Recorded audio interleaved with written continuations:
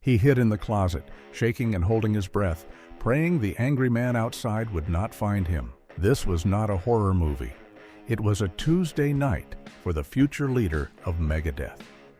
Before they sold out stadiums, these icons were just scared kids trying to survive their own homes. The scars they carry are deep.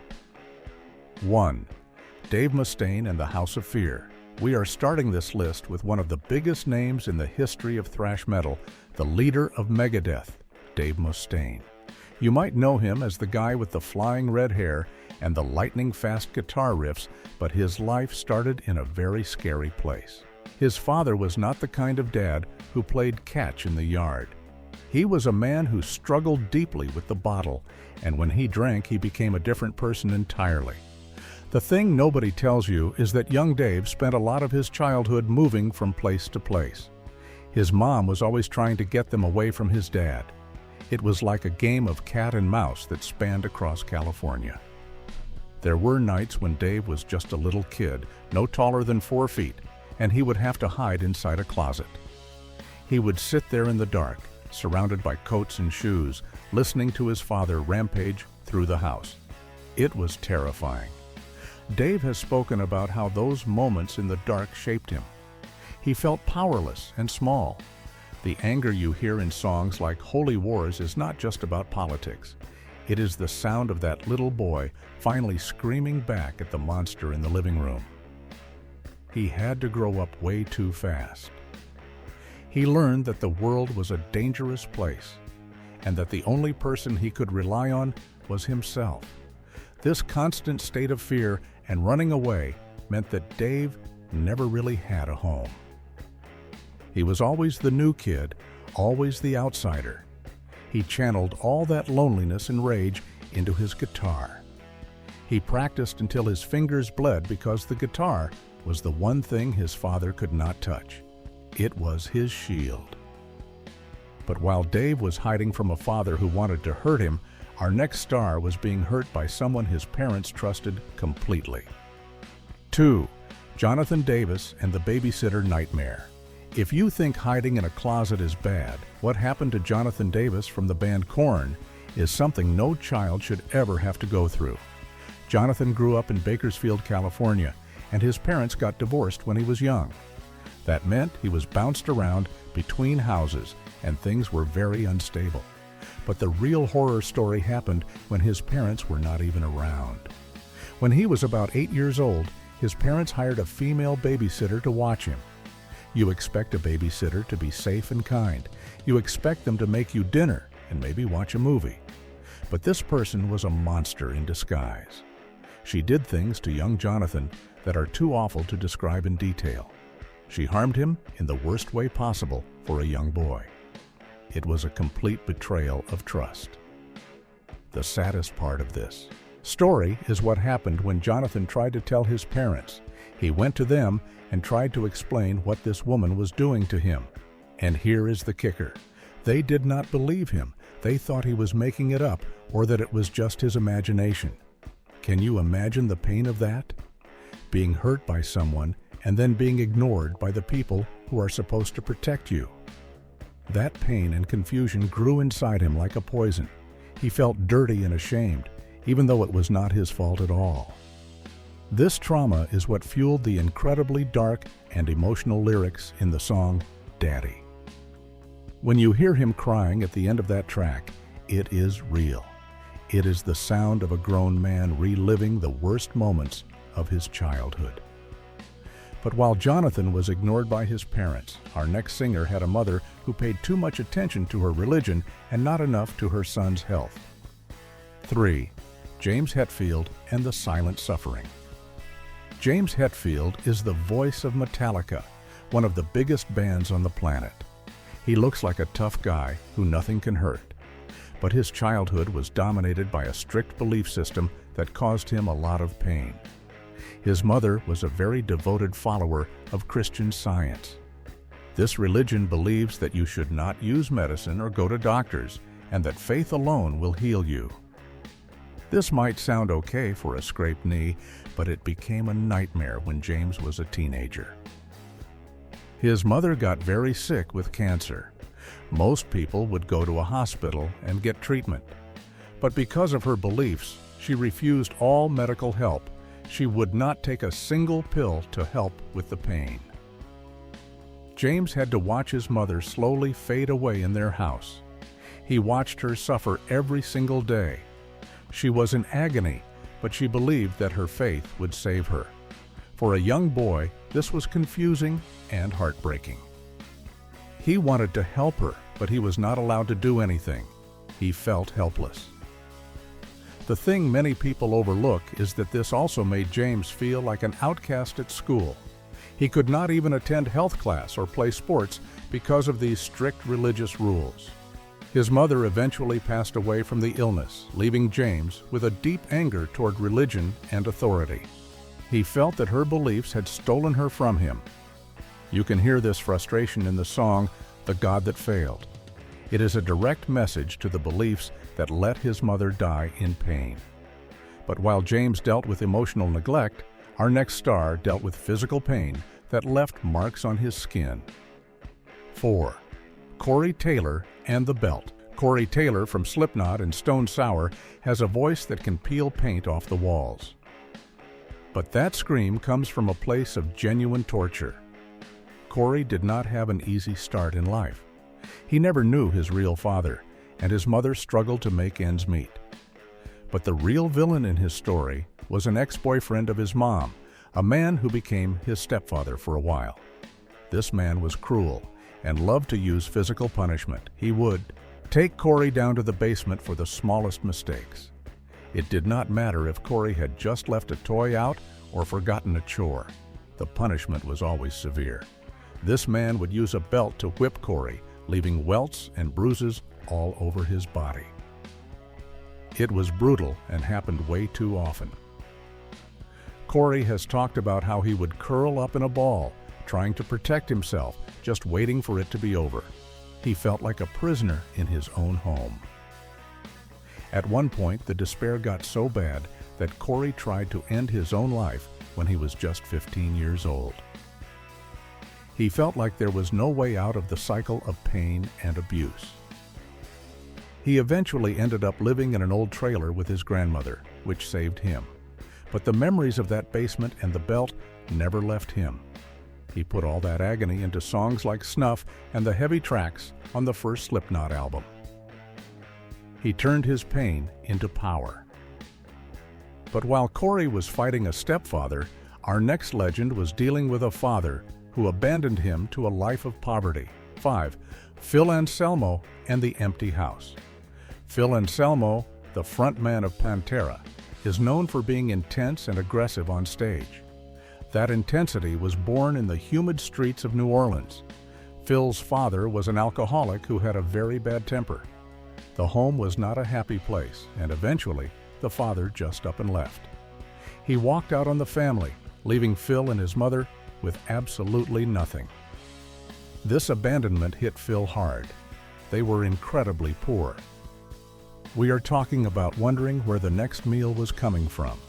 Phil had to grow up instantly. He did not get to have a normal teenage life. To help his mother survive and pay the bills, Phil started working on fishing boats in the blazing heat. But that was not enough money, so he turned to darker ways to make cash. By the time he was a teenager, Phil was selling illegal substances just to put food on the table. He was surrounded by danger and crime because his father had left them defenseless.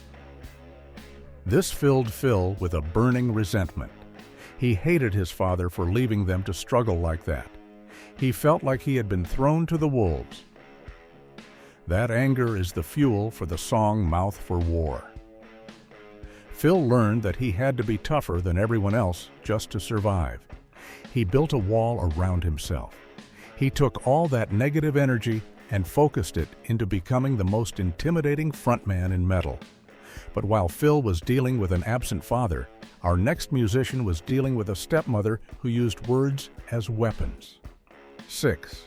Max Cavalera and the Wicked Stepmother. Max Cavalera founded the legendary band Sepultura in Brazil. His life changed forever when his father passed away suddenly when Max was very young. Losing a dad is hard enough, but things got much worse when a new figure entered the picture. His mother eventually remarried, or at least had partners, and the family dynamic shifted. But the real story here involves the tension that tore his family apart later in life, echoing the instability of his youth. Max has spoken about feeling like an outsider in his own family after his father died. There was a lot of verbal abuse and manipulation. It was not always physical hits, but words can hurt just as much. He was told he was worthless or that his music was just noise. This constant criticism wears a person down. The craziest part is that this family drama followed him into adulthood. The band Sepultura was basically a family business, but the fighting between Max, his brother, and the other members, fueled by interference from family members, got so toxic that Max actually quit his own band. It was like his childhood trauma was repeating itself. He channeled all this betrayal into his new band, Soulfly. He used the tribal drums and heavy guitars to scream about loyalty and family. He realized that sometimes blood is not thicker than water, but while Max was fighting with his family in Brazil, another thrash legend in California was dealing with strict parents who tried to crush his spirit. 7. Tom Araya and the Iron Fist. Tom Araya is the voice of Slayer, a band known for being fast, dark, and scary. But Tom's home life was very different from his music. His family moved from Chile to Los Angeles when he was young. His parents were old-school immigrants who believed in very strict discipline. They wanted their children to be quiet, obedient, and religious. Growing up in the Araya household meant following the rules or facing the consequences. His parents did not understand American culture, and they definitely did not understand heavy metal. They saw the music as something evil. There was a lot of tension in the house. Tom was working as a respiratory therapist, seeing people die every day at his job, and then coming home to parents who treated him like a child who needed to be controlled. Tom has hinted that the discipline could get physical and that the emotional pressure was immense. He was living a double life. By day, he was a good son and a medical worker. By night, he was screaming about rain made of blood. This pressure cooker environment is what made Slayer's music so intense. It was his only release valve. He had to hide his true self from his parents for years. He put all the darkness he saw at the hospital and all the frustration from his strict home into his lyrics. It was the ultimate act of rebellion. But while Tom was rebelling against strict rules, a small man with a giant voice was dealing with a mother who wanted to control his entire destiny. 8. Ronnie James Dio and the Crushed Dreams. Ronnie James Dio is a god in the metal world. He gave us the devil horns hand gesture. But before he was a legend, he was a boy living under the thumb of a very overbearing mother. Ronnie's mom was not just strict, she was controlling to an extreme degree. She had a specific idea of what Ronnie should be, and a rock and roll singer was not it. She stifled his creativity at every turn. She wanted him to be a respectable classical musician or get a normal job. She made him feel guilty for wanting to play loud electric music. The thing nobody tells you is that Ronnie had to leave home when he was just 16 years old because he could not breathe in that house anymore. He had to escape to be himself. He spent years playing in small bands, struggling to make it, knowing his mother disapproved of his life choices. That feeling of being judged by the person who gave birth to you is heavy. It drove him to prove her wrong. He developed that massive operatic voice almost as a way to say, "Look at me, I am powerful." He turned his struggle for independence into songs about dragons, magic, and breaking chains. He created a fantasy world in his lyrics because the real world at home had been so limiting. But while Ronnie ran away to find his voice, our next singer was sent away by parents who simply did not want to deal with him. 9. Bruce Dickinson and the Boarding School Blues. Bruce Dickinson is the pilot and singer for Iron Maiden. He seems like the most confident man on earth. But deep down, there is a lonely little boy. When Bruce was extremely young, barely 7 years old, his parents made a choice that hurt him deeply. They sent him away to a boarding school. Now, some people think boarding school is fancy, but for a 7-year-old, it feels like abandonment. Bruce was miles away from home, living with strangers and strict teachers. His parents were busy with their own lives and careers, and they were emotionally very distant. They did not visit often. Bruce felt like an accessory they could just store away until he was older. He was bullied relentlessly at school. He was small and smart, which made him a target. He had no parents to go home to at the end of the day for a hug. He was totally alone. He learned to fight back, both with his fists and his sharp tongue. He built a suit of armor around his emotions. This isolation is why he writes such epic songs about soldiers and history. He identifies with the lone trooper fighting on the battlefield. He learned that he had to be his own hero because his parents were not going to save him. But while Bruce was fighting bullies at school, the Prince of Darkness was getting beaten by a factory worker with a short fuse. 10. Ozzy Osbourne and the Belt of Birmingham. Ozzy Osbourne is known as the Madman of Rock, but his madness started in a tiny, cramped house in Birmingham, England. His father, Jack, was a toolmaker who worked long, hard hours in a factory. He was also a man with a lot of anger inside him, likely from living through the horrors of World War II. When Ozzy was a kid, he struggled in school. He had dyslexia, but back then, teachers just thought he was dumb or lazy. When Ozzy would get in trouble or skip school, his father did not use timeouts. He used violence. Ozzy has told stories about being beaten severely by his father for truancy. It was not just a smack, it was a rage-filled attack. Ozzy grew up thinking he was stupid and worthless because that is what he was told. The physical pain was bad, but the emotional damage was worse. He felt like he could never do anything right. This is why he eventually turned to breaking into houses and getting into trouble with the law. He was acting out the anger his father put in him. He found his escape in music, realizing that his unique voice could make him someone special, but the demons of his childhood followed him forever. But if you think Ozzy's dad was rough, wait until you hear about the mother who chose chemical habits over her own son. 11. Lane Staley and the House of Shadows.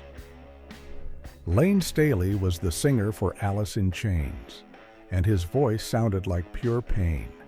Sadly, that pain was very real. Lane grew up in a house that was destroyed by substances. His father was an addict who left the family when Lane was young, but the shadow of addiction hung over everything.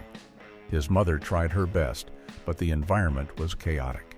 There are stories that Lane would hide in the kitchen cabinets when things got too crazy or when parties were happening in the house. He was a little kid trying to make himself invisible. He was surrounded by adults who were more interested in their next high than in raising a child. This neglect left a massive hole in Lane's heart. He felt unworthy of love. The tragic irony is that Lane ended up falling into the exact same trap as his father. He began using substances to numb the pain of his childhood. His lyrics are a diary of this struggle. He sang about being down in a hole, and that hole was dug by his parents' choices years before. He spent his life trying to find the comfort he never got as a kid. But while Lane was hiding in cabinets, another grunge legend was living on the streets because his home was a war zone. 12. Chris Cornell and the Cold Street. Chris Cornell had one of the greatest voices in history. He sang for Soundgarden and Audioslave, but before he was a star, he was a runaway. Chris grew up in Seattle, and his parents' marriage was a disaster. It was violent and volatile. They fought constantly, screaming and throwing things. Chris was a sensitive kid, and this environment crushed him. He felt anxious and depressed all the time. When his parents finally divorced, it was not a relief, it was a mess. Chris felt so unsafe and unloved that he dropped out of school. By the time he was 16, he was basically homeless. He was sleeping on friends' couches or wherever he could find a spot. He was working jobs in seafood warehouses, handling fish guts just to eat. He was a teenager with no safety net.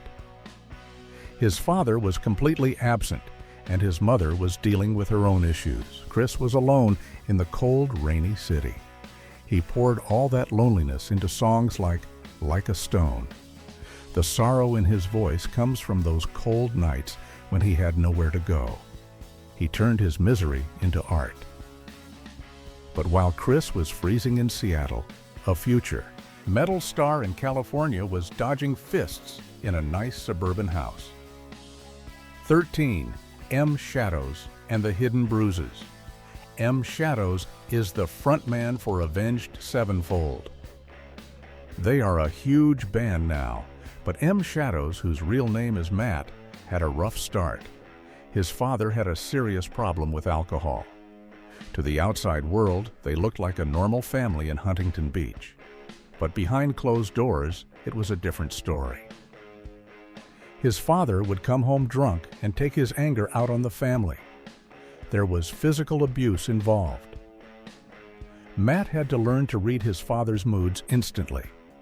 He had to know if it was a good night or a bad night as soon as the door opened.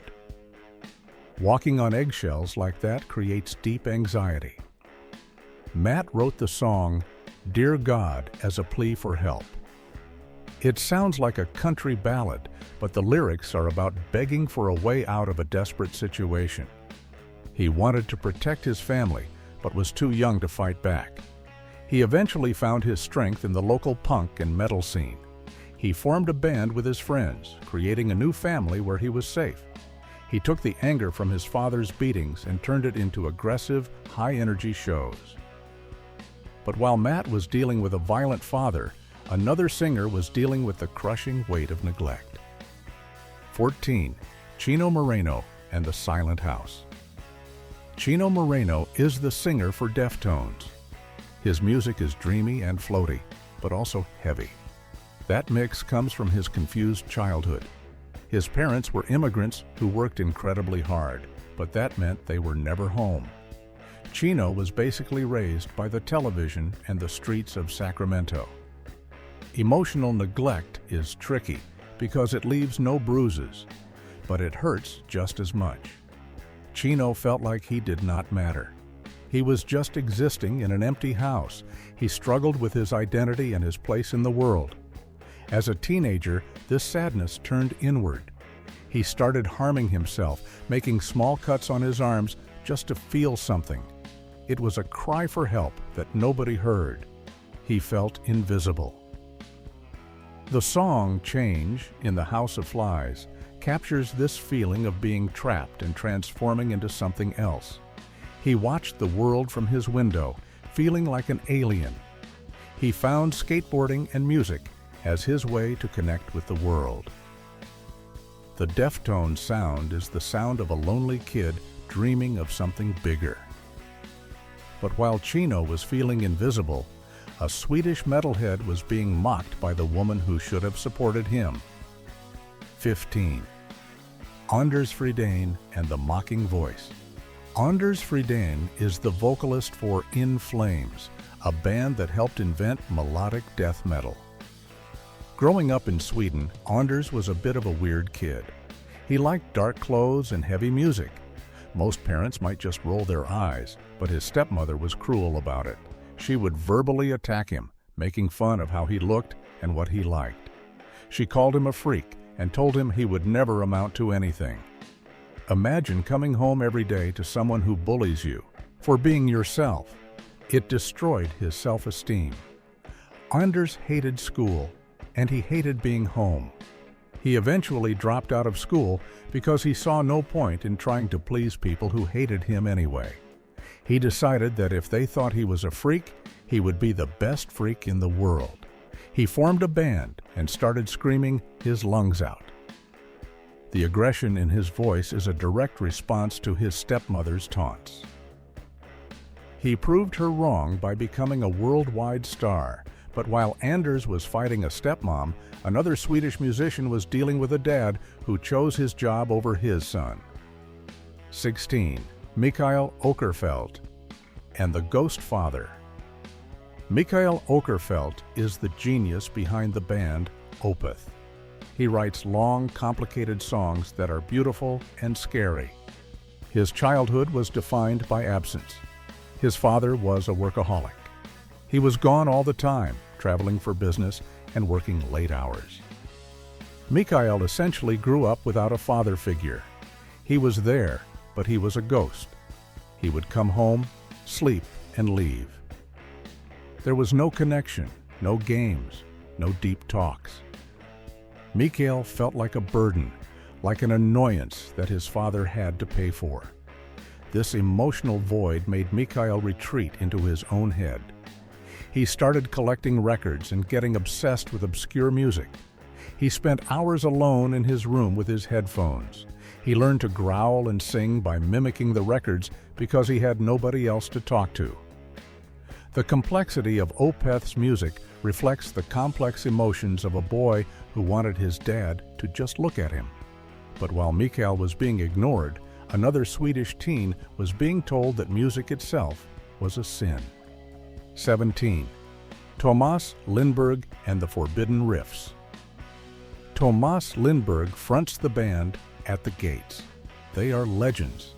But Thomas grew up in a very strict Lutheran household. His parents were deeply religious and believed that heavy metal was the work of the devil. They banned him from listening to it or playing it. For a kid who loved music, this was like cutting off a limb. They tried to control his mind and his soul. They told him he was going to hell for liking guitar riffs. Thomas had to sneak out of his window at night to go to concerts. He had to hide his cassette tapes under his floorboards like they were contraband. This suppression created a massive rebellion. The more they said no, the more he wanted it. The fury on the album Slaughter of the Soul is the sound of a cage breaking open. He was screaming against the strict rules of his parents. He showed them that he could be successful doing exactly what they forbade.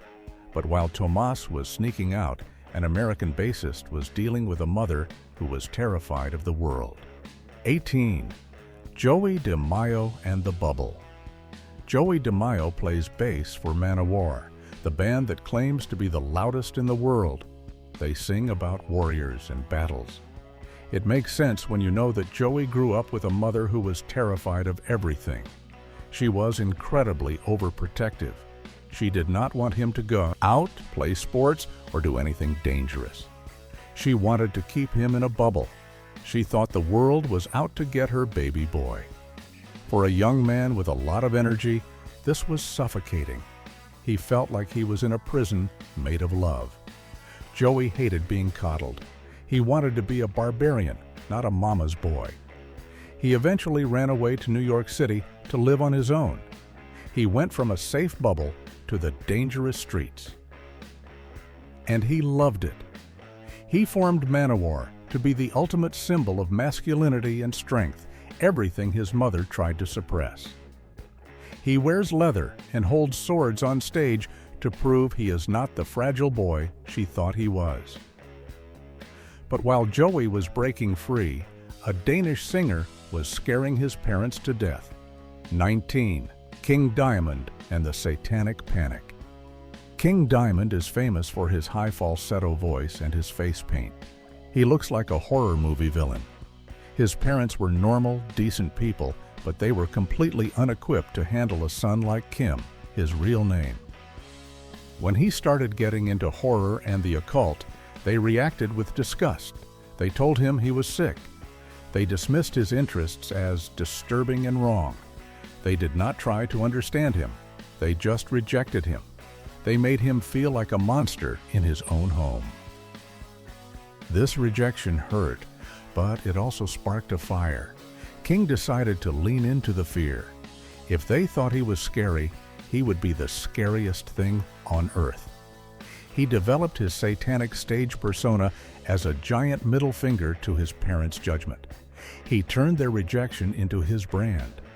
He created theatrical shows involving coffins and ghosts just to prove that the things they called sick could be art. But the final story on our list is perhaps the most tragic and violent of them all.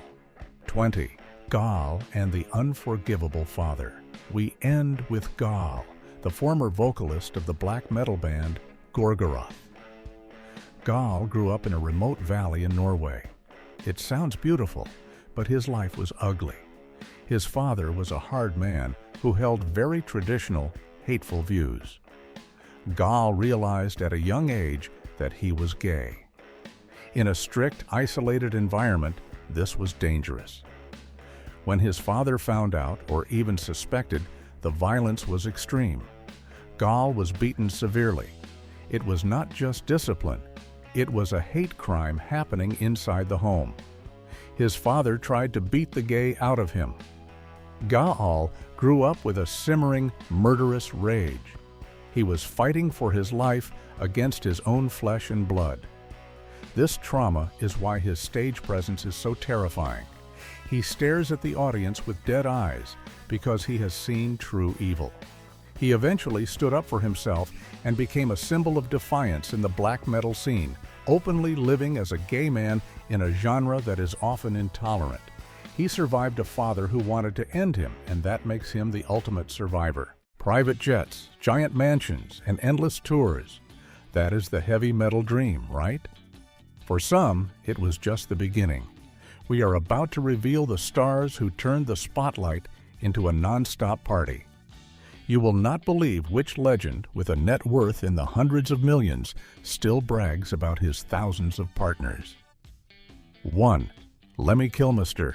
Leading the pack is a man who was more than just a musician. He was a true cultural icon. The world knew him as Lemmy, the heart and soul of the band Motorhead. His rough, gravelly voice, his thundering bass guitar, and his famous mustache became the very symbol of rock and roll defiance. It is crazy to think about, but Motorhead sold over 30 million albums all over the world, and they were a dominant force in music for 4 incredible decades. This success gave him a fortune that could have let him live any life he wanted. He could have bought a quiet castle in the countryside and retired.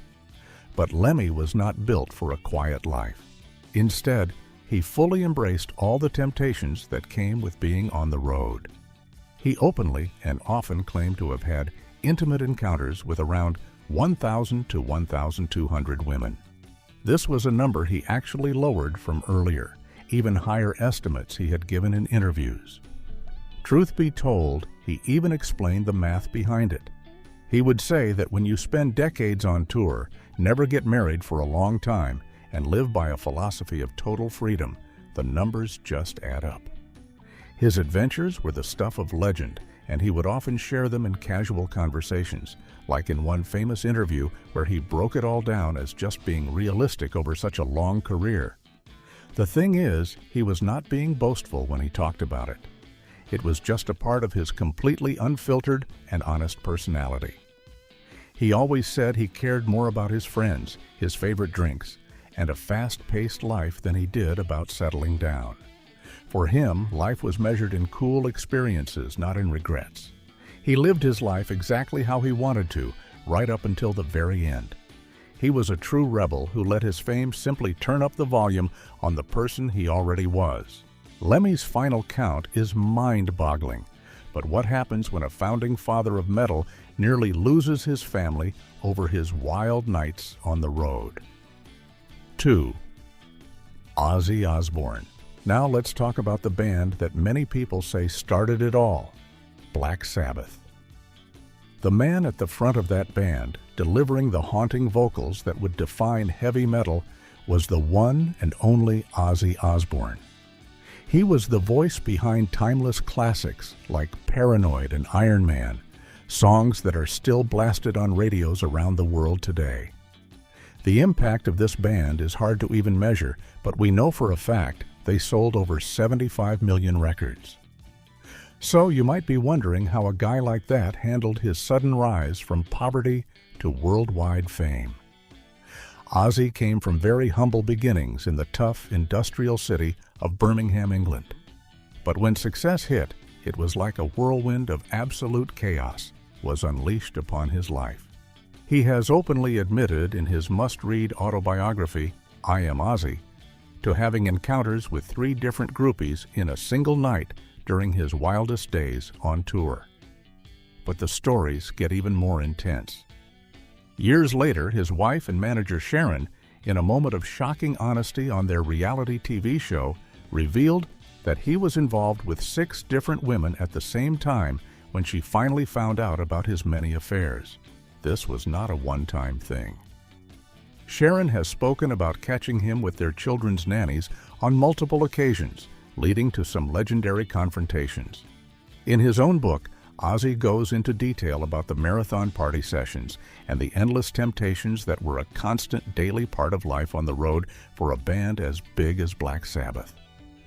The thing is, even though he was married and had a family waiting for him at home, the powerful pull of the rock and roll lifestyle constantly dragged him into a world of unbelievable excess. He managed to use some of that chaos to fuel his music, both with Sabbath and as a solo artist, but it put a massive, almost unbearable strain on his personal relationships. His story is a powerful example of the heavy price that can come with that level of fame. And yet, his ability to eventually find a path to sobriety and maintain his incredibly long-lasting and famously turbulent marriage shows an incredible amount of resilience that most people would not be capable of. But here is a wild theory that puts a different spin on Ozzy's behavior. Some rock historians and fans believe that his Prince of Darkness persona was not just an act he put on for the stage. The theory is that it became a character he felt he had to live up to 24/7. In this view, he started to believe his own hype and felt pressure to indulge in every single temptation that came his way as a method of staying in character for the fans, the media, and even for himself. The line between Ozzy the person and Ozzy the rock god became completely blurred, and he was trapped in a cycle of living up to the myth he had helped create. A life of constant excess is one thing, but our next pioneer took his adventures to a level of infamy with some truly controversial and legally questionable choices. 3. Ted Nugent. This next musician's fiery machine gun style of guitar playing and his incredibly high-energy stage shows made him a major force in the world of hard rock. With huge, swaggering hits like Cat Scratch Fever, his albums sold millions of copies, cementing his place as a true rock legend. And with all that success came a lot of money and a whole lot of personal freedom. What many people do not realize is that his lifestyle offstage became just as notorious as his music was famous. He has claimed to have been with thousands of partners over the years, often boasting about his adventures and his prowess in magazine interviews. But what many people find deeply controversial were his relationships with much younger women, which was something that even in the wild 1970s raised a lot of eyebrows. Believe it or not, the most famous story involves a 17-year-old girl named Pelle Massa. At one point, Ted Nugent actually became her legal guardian. This was a shocking and unusual legal move that allowed them to be together and for him to take her on tour with him while she was still a minor. His actions have drawn a massive amount of criticism over the years, but he has always remained completely unapologetic about his past. He often frames it as just being part of his aggressive, alpha male personality, and sometimes even blames the culture of the era. Nowadays, he presents himself to the world as a staunch conservative and a family man, but his controversial past continues to spark intense debate and criticism. It is a strange contrast, to say the least. The wild, untamed hunter he portrayed on stage seemed to perfectly mirror his personal pursuits when the show was over. This has led to a popular theory among his critics and some fans. The theory suggests that his entire outspoken, hyper-masculine pro-hunting persona is a deliberately crafted character. The idea is that this character is designed to keep him in the public eye, and that his past romantic exploits were an early and more controversial part of building that untouchable alpha male brand. In this view, every controversial statement and every wild story is just another brick in the wall of the larger-than-life character he has created, a character that has kept him relevant for decades. A controversial figure is tough to top, but what about a shock rock king whose wild stage antics were just a small hint of his offstage adventures? 4.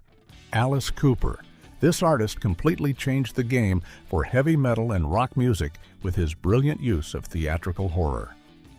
Born Vincent Furnier, the world came to know and fear him as Alice Cooper. His concerts were like a scary movie come to life, and he was the villain at the center of it all. His shows were filled with guillotines, electric chairs, fake blood, and live snakes. This unique and shocking style helped him sell over 50 million albums and become a global superstar who is still a household name today. But what was the man behind the creepy makeup really like, especially in his early days? In truth, his life was just as wild as his shows. He has admitted that his first real intimate experiences were with a young woman in the full spirit of the free love vibe that defined that era. When his band started to become famous, groupies were an unavoidable part of the scene, and he and his bandmates fully embraced it, even if he did not keep a running scorecard like some of his peers. His biography paints a vivid picture of wild nights in the rock scene of Detroit, a world he described as being both tribal and intimate. The original Alice Cooper band was also famously close with an iconic group of rock and roll groupies called the GTOS, which stood for Girls Together Outrageously. These women were muses and partners to many of the biggest rock stars of the time, and they were a central part of the chaotic creative energy of that era.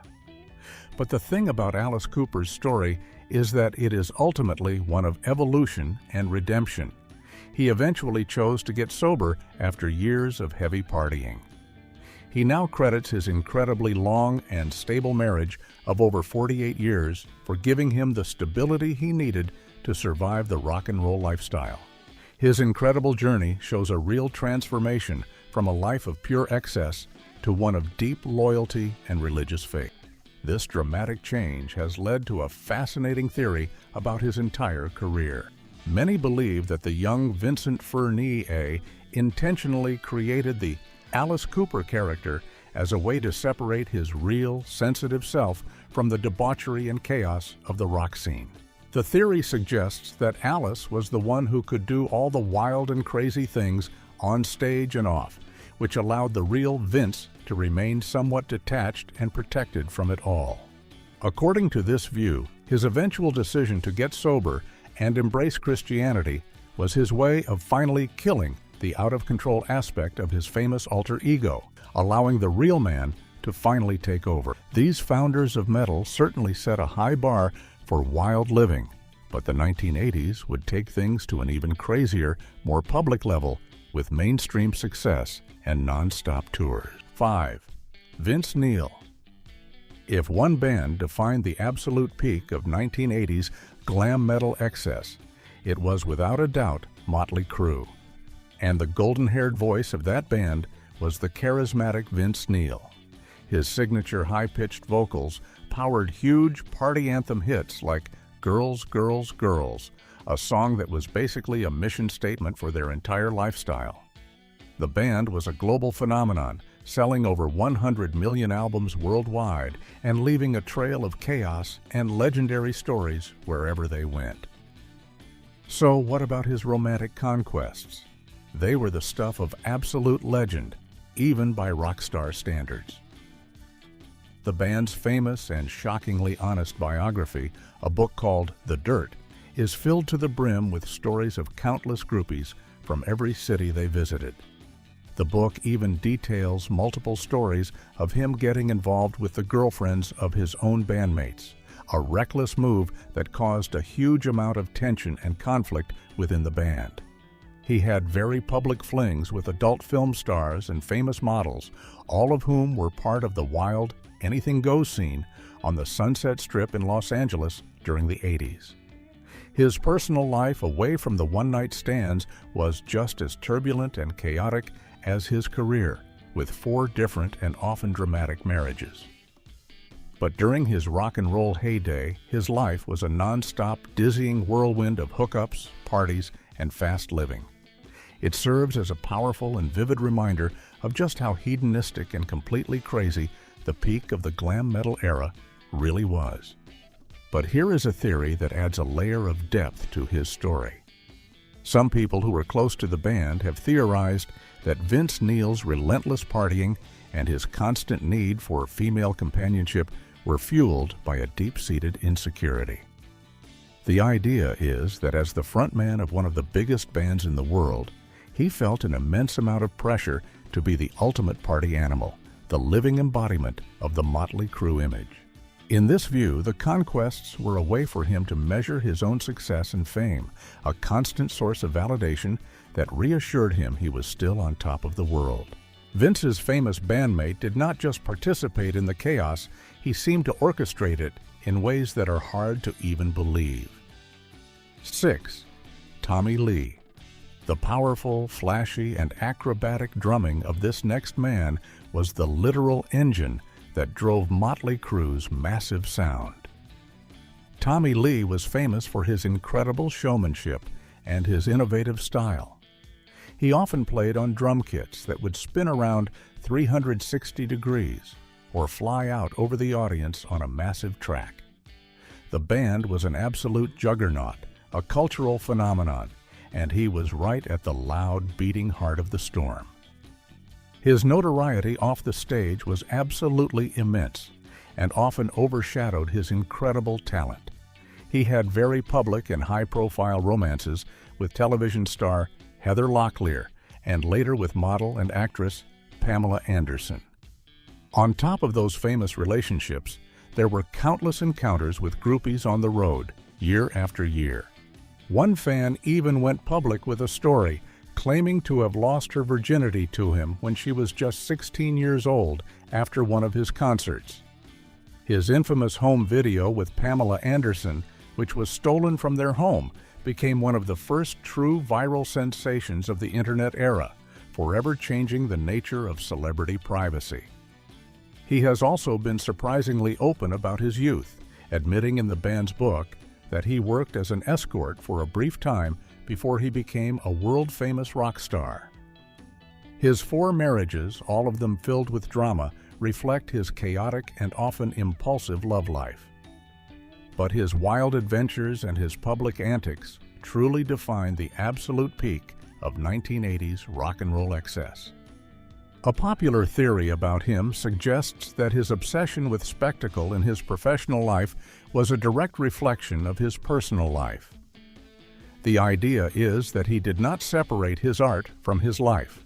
He saw his romantic adventures, his high-profile public relationships, and even his biggest controversies as a form of non-stop performance art. According to this theory, everything he did was designed to keep him in the headlines and make his entire life a show for the world to watch. He was not just playing the drums, he was playing the part of the ultimate, untamable rock star, 24 hours a day. If the drummer was orchestrating the chaos, the band's quiet and mysterious bassist was secretly scripting scenes that were even wilder and more shocking. 7. Nikki Sixx. He was the main songwriter, the lyricist, and the moody intellectual bassist for Motley Crue. Nikki Sixx's driving, melodic bass lines and his clever, often dark lyrics were the very foundation of the band's biggest and most enduring hits. But his off-stage indulgences were every bit as epic and creative as his music. Truth be told, his stories are consistently some of the most shocking and unbelievable in all of rock and roll history. In one famous instance from the book The Dirt, he reportedly hired 150 professional female performers for a single, massive party.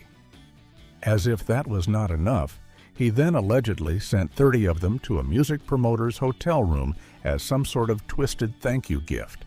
The band's book also recounts stories of wild group parties and even a disgusting bet between band members to see who could go the longest without bathing while still successfully being with groupies. His life was a chaotic and dangerous mix of pure creative genius and incredibly self-destructive behavior. His well-documented and nearly fatal struggles with his personal demons were deeply intertwined with his non-stop romantic pursuits. The fact that he not only survived it all, but lived to write about it in graphic detail in his books The Dirt and The Heroin Diaries is nothing short of a miracle. His story serves as a very serious and powerful warning about the real, life-threatening dangers of unchecked rock and roll excess. A compelling theory that has emerged about him is that his extreme behavior and his meticulous documentation of it were part of a conscious effort to create the ultimate rock and roll cautionary tale. The idea is that he knew, even from an early stage, that his wildlife story was destined to become a book and a legend. In this view, he intentionally leaned into the darkness, almost like a journalist embedding himself in a war zone. He did this to ensure that when the time came, he would have the most shocking, authentic, and unforgettable story to tell the world. A story that would serve as both a monument to 80s excess and a warning to anyone who dared to follow in his footsteps. The glam metal party was far from over, and another famous frontman took the very public search for companionship and turned it into a reality TV spectacle for the whole world to see. 8. Bret Michaels. As the charismatic frontman for the hugely popular band Poison, this glam rocker delivered some of the biggest and most memorable rock anthems of the era, like the legendary power ballad Every Rose Has Its Thorn. Bret Michaels and his band were incredibly successful, selling over 45 million records and packing arenas around the globe. His romantic life has always been a very public affair. In the 2000s, long after Poison's heyday, he found a second wave of fame when he starred in his own reality dating show called Rock of Love. On this show, he lived in a mansion and dated 25 different women at the same time, all of them competing for his affection.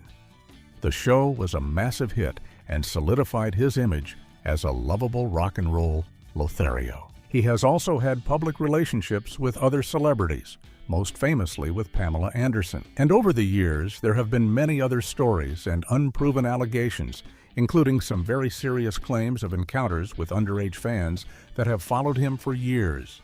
In more recent times, his focus has shifted due to some very serious health issues he has battled.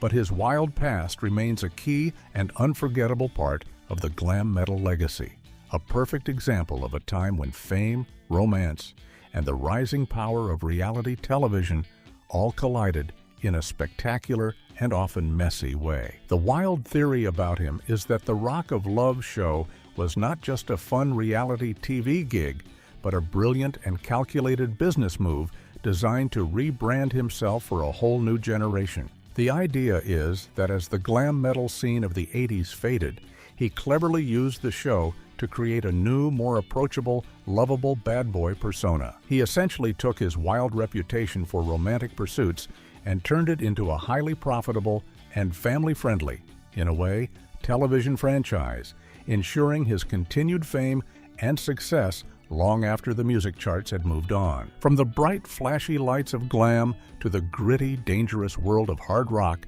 our next icon was one of the most volatile and mysterious frontmen of all time. 9. Axl Rose. As the magnetic and unpredictable frontman for the legendary band Guns N' Roses, this man was truly the voice of a generation. Axl Rose and his band created Appetite for Destruction, which still stands as one of the best-selling debut albums of all time, having sold over 18 million copies in the United States alone. His relationships off the stage were famously stormy, intense, and often ended in chaos. He dated high-profile models like Erin Everly, who was the inspiration for the song Sweet Child O' Mine. and Stephanie Seymour, who starred in the epic November Rain music video. But his romantic history is also filled with very serious allegations of misconduct and mistreatment from multiple women. One of his former girlfriends even claimed in a lawsuit that he had been violent with her back in 1989. His song lyrics often seem to be pulled directly from his own tumultuous romances, with titles and themes that hinted at a very dark and troubled side to his relationships. It was clear to anyone paying attention that the same raw, untamed intensity that made him such a captivating and mesmerizing performer also extended into every aspect of his personal life. This has led to a widely discussed theory among fans and music journalists that attempts to explain his famous volatility. The theory suggests that Axl Rose's notoriously difficult behavior and his troubled relationships stemmed from a deep-seated fear of abandonment, which was rooted in his extremely difficult and traumatic childhood. In this view, his intense and often controlling behavior in his relationships was a dysfunctional and self-destructive attempt to hold on to people. The idea is that the chaos he often created around him was simply an external reflection of the internal turmoil he was constantly battling, a turmoil which he then brilliantly poured into his famously emotional, epic, and timeless songs. While the frontman grabbed all the headlines with his chaotic behavior, his iconic and mysterious bandmate was quietly having his own share of wild and legendary adventures. 10 Slash. His incredible blues-soaked guitar playing, instantly recognizable with his signature top hat and a cascade of curly hair covering his face, defined the iconic sound of Guns N' Roses. The world knows him simply as Slash. His personal life during the band's meteoric rise to fame was just as adventurous and wild as his famous bandmates, but he was much more low-key about it. He had many partners over the years, including famous models and countless groupies in every city the band visited, though he has never been one to brag or put a number on his encounters. His brutally honest autobiography is filled with incredible stories of wild nights, crazy parties, and the kind of non-stop chaos that only comes with being in the biggest and most dangerous band in the world at that time. But the thing about Slash is that his story is also one of incredible redemption. He eventually found his way to sobriety after years of battling his own personal demons, a change which brought a new and welcome sense of stability to his life.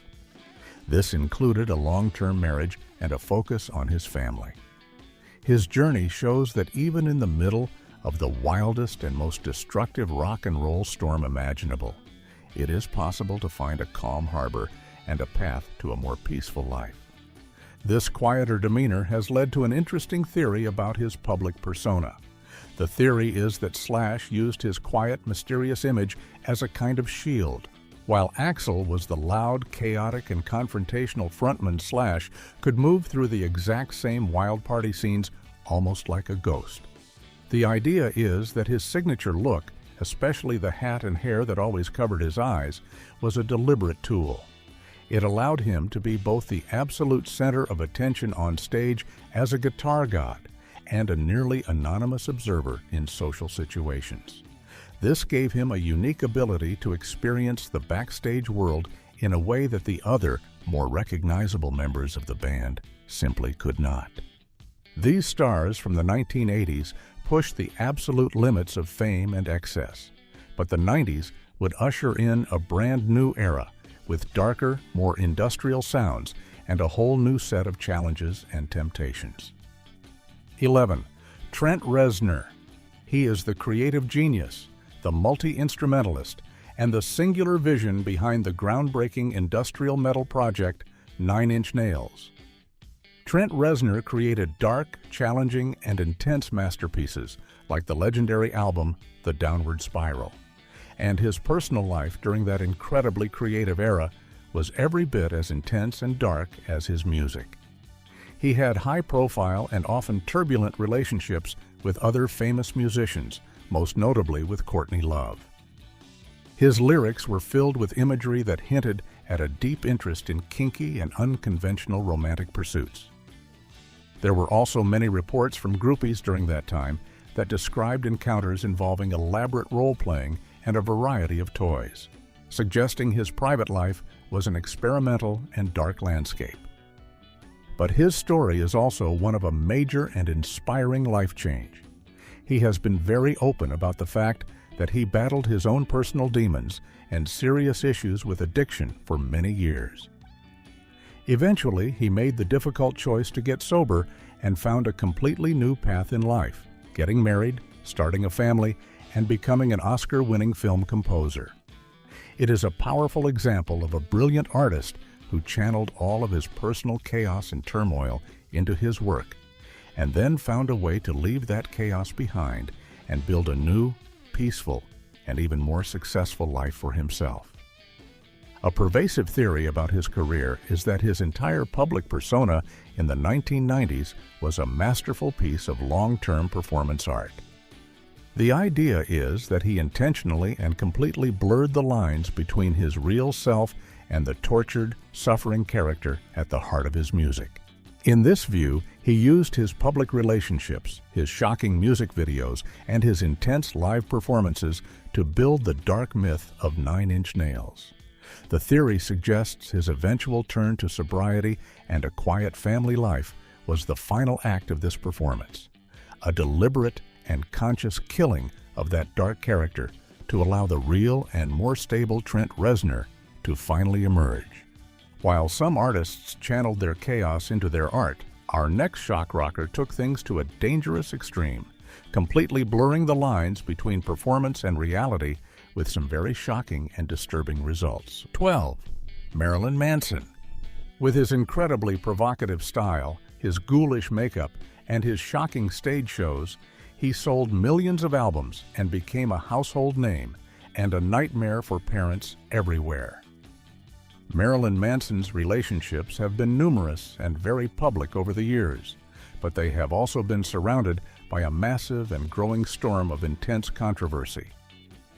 In recent years, he has faced a wave of very serious allegations of abuse and profound mistreatment from over 16 women. The most famous of these accusers is his former fiancée, the talented actress Evan Rachel Wood. The accusations against him include claims of serious and disturbing physical and emotional harm, as well as manipulation. He has consistently and strongly denied all of these claims.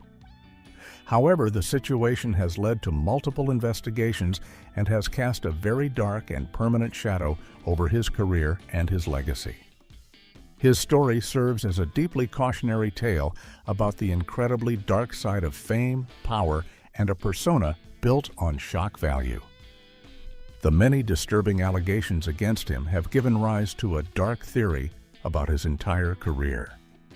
The theory suggests that Marilyn Manson's career was a kind of long-form social experiment designed to test the absolute limits of what society would tolerate from a celebrity.